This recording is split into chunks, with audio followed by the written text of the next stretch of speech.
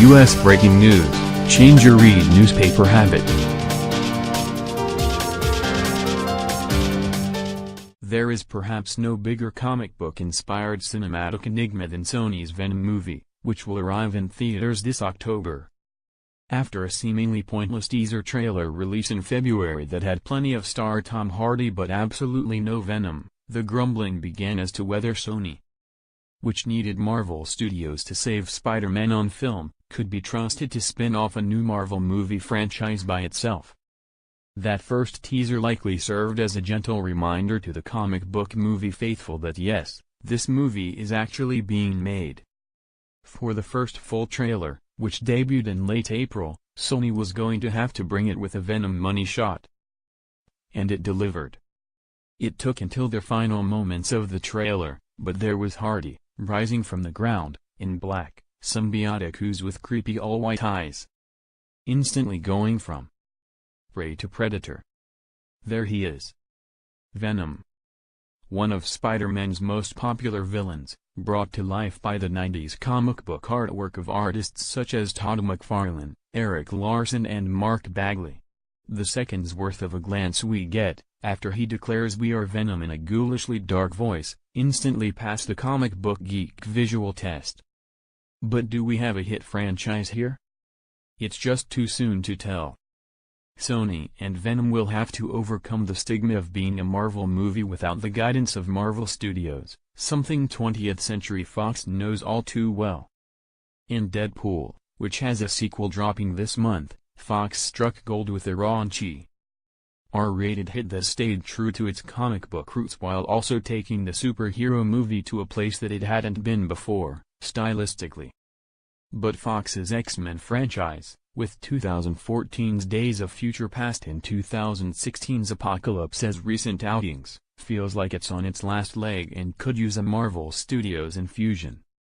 Venom has two options. It can go the Deadpool route, creating something that feels new with a highly fan-recognizable comic book property. Embracing the opportunity to make some comic book-inspired horror with a character that's hella scary. Or the movie could come off like those Andrew Garfield Amazing Spider-Man movies, good, not great, and seemingly made just to hold on to a character's movie rights. Hardy has already given an all-time supervillain performance as Bane in 2012's The Dark Knight Rises. Can he be just as convincing as an anti-hero? He certainly looks a lot more like Venom alter ego Eddie Brock, bringing way more bulk than Topher Grace did when he played the character in 2007's Spider-Man 3. And Venom actually talking and not just screeching like he did in Spider-Man 3 is already a major improvement from what we've seen before on the screen. A good villain could make the difference in this film. There's a whole lot of symbiotes, the elements that make up the black alien goo that turns Brock into Venom, in this movie.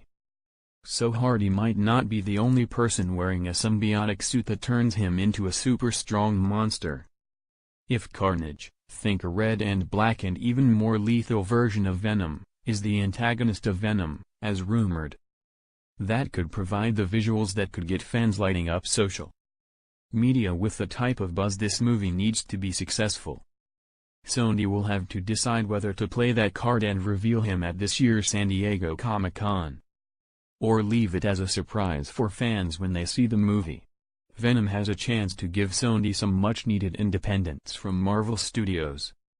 With the rights to so many Spider-Man universe characters, Sony could prove it's still got a little comic book magic left. Or this could be the movie that leads fans to demand Marvel Studios take over everything Marvel-related on film. Here's hoping Sony gets it right.